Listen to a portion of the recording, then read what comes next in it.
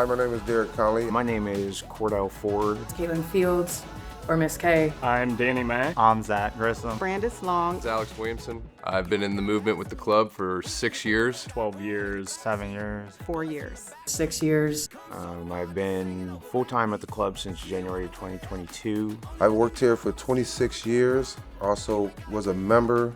I probably started coming here when I was 8 years old. I lived on the southeast side of town, so this was the only place that we really had to come as a kid. 'Cause I love this life, yeah, it feels alright, and there's no reason to stop believing. So I got involved with the Boys and Girls Club actually thanks to my uncle. He was a former member here in the 70s and the 80s. I just wanted to be involved with youth development. I've heard of the Boys and Girls Club before. I wasn't lucky enough to have one in my community, but he pointed me in the direction of this one, and I fell in love ever since I've stepped through the door. Just during my time as CEO, I've gotten to meet a lot of new people. This place has been in this community for 90 years, and that's something to be really proud of. Feels like letting go, 'cause I love this life, yeah, it feels alright. With the new building, like very more natural light, and all the kids are more interacting with each other more, like the older kids and the younger ones, because they're not totally separated. I like the entrance here better. It's more secure over here than over there. Over there was a little more open. We got more security cameras, door alarms, stuff like that. I was in the basement over there, so we had like one tiny window, and now I just have 4 big giant windows and a lot of light, and I think that correlates to just how much I've improved and grown being here, and like bouncing off that for the kids. Like, we've done so much. Like, it's just, the opportunities are everywhere, and it's amazing how much like we can get done and teach and learn and do all that.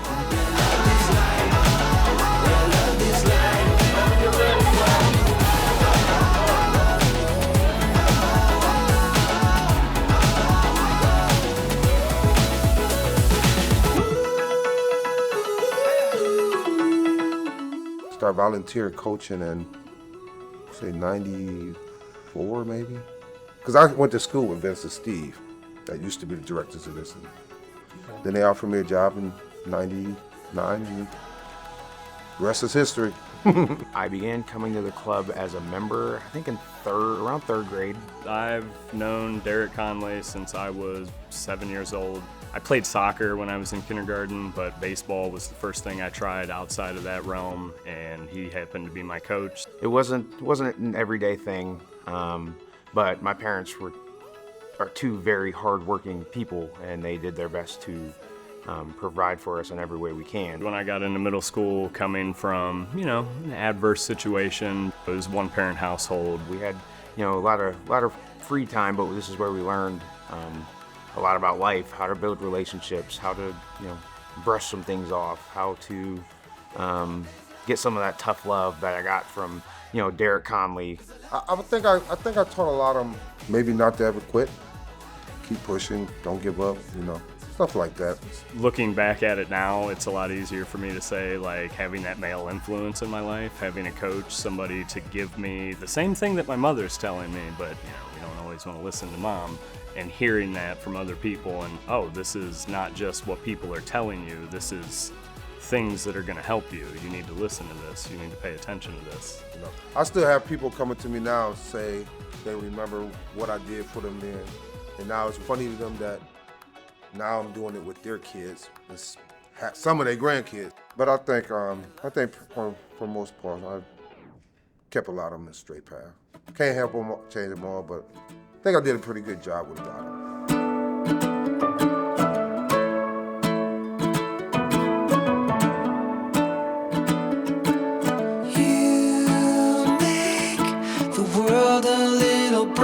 I describe our operation as structured chaos. Because you can imagine there's hundreds of children running around here. We've got 30 staff members running around here, and we're doing everything from workforce development to art to sports to computer science. The biggest change is, I'd say, the programming. Back then, anybody who went to the club It was pretty much free reign. You know, you came in, played pool, basketball, air hockey, darts here and there, stuff like that. You could go to the computer lab whenever you wanted. You can go to the gym whenever you wanted. You can go to the game room whenever you wanted. But now grades have to stay with their grades. So first grade all the way up through 7th, 8th grade have to stay with their grade, and they rotate. Kind of like at school, but we try and differentiate from school.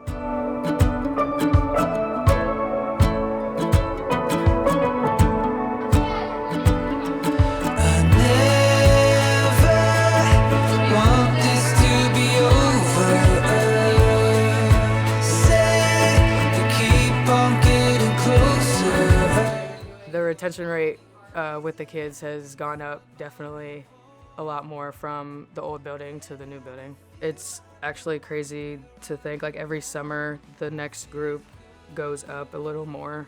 Like our teen kids, we didn't have many like back at the old building, but like I think last summer was a huge year for having like the 7th and 8th grade kids here.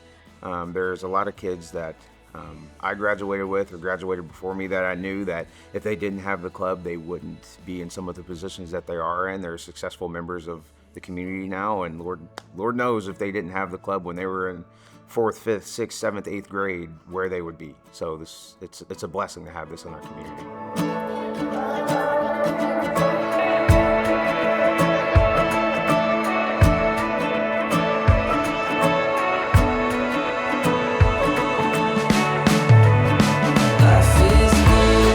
It has changed me. I talk about the club all the time, so judging the Youth of the Year program, that's what really sold me on the club, and that's what changed my outlook on the club.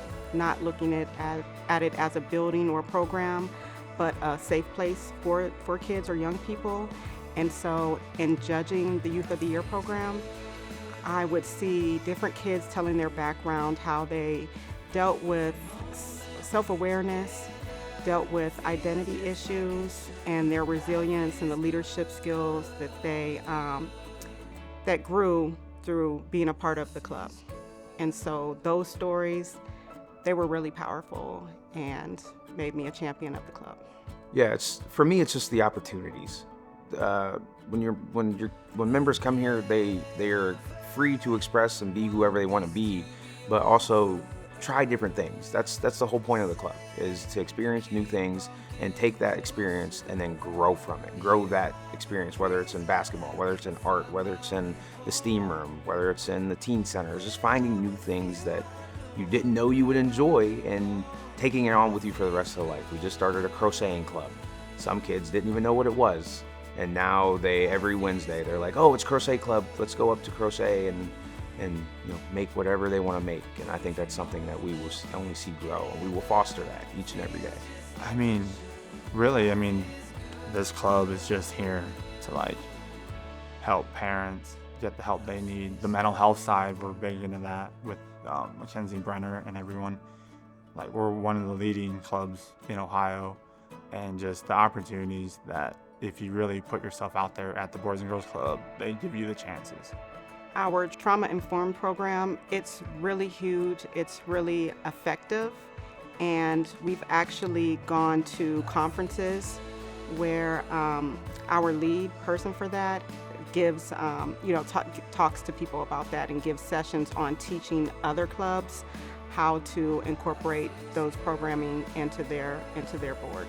There's a stigma around the club. You have to be in a disadvantaged situation, and that's not the case. We serve all members of our community, and not just our community. We serve communities around us as well, whether it's Perry, Jackson, Tuslaw. I think over a school year we serve 15 different school districts. Massillon needs club kids. It will always need club kids because they are your future employees. They're your future employers. They're the ones that are going to take care of you when you're older.